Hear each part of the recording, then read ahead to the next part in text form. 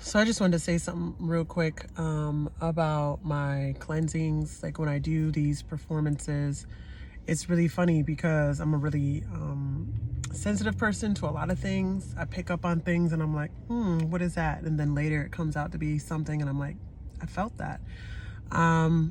So these cleansings I take extremely seriously, and I've been kind of frustrated the last week or so with my research because I can't find the names of the enslaved people that were on this property. And the property was like by a very, like, it's well-known property. It was owned by somebody who was well-known, like wrote the first map of the area, was a lawyer, had 31 enslaved people. It wasn't like they had like 2 and we can't track them down. Listed on the census for both 1850 and 1860, I believe 1840 as well. And the numbers were climbing. Their wealth was growing. So they were a very wealthy person. Can't find names, can find listings. And like, oh, one slave under his name, and then their gender, their age, and if they had run away or not. And those listings are rampant. I can find those. And then I found one historical listing that said their names were in his last will and testament, but I can't find his last will and testament. I'm writing to the National Archives. I'm writing to Maryland Archives. I'm talking to research archivists and all kinds of people who do this stuff. Nothing. And then they tell me land records. Because enslaved Africans were seen as 3/5 human, they were property and therefore might be listed under land records. That comes up empty. Like, come on, y'all.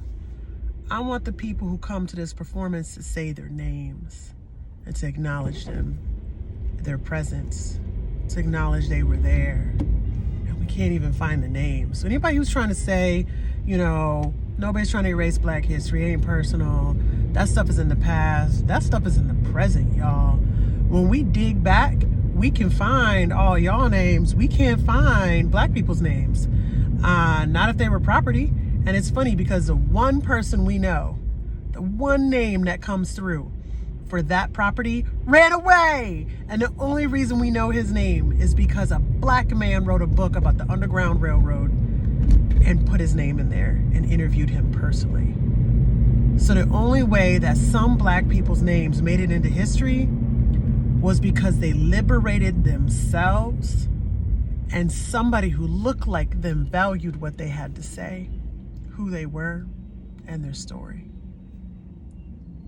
It's like, it's in the evidence, right? I don't have to tell you this is how it is. I'm making all this. No, I'm actually just, you know, I don't have no money. I'm sorry.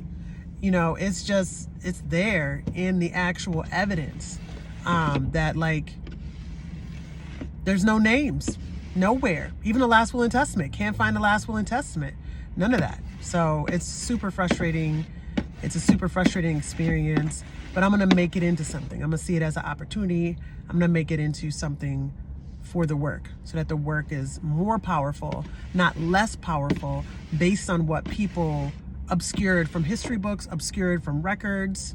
So I'm not going to play into the charade. I'm going to maximize what this sad situation is. I'm going to maximize it to pull more meaning out of the work.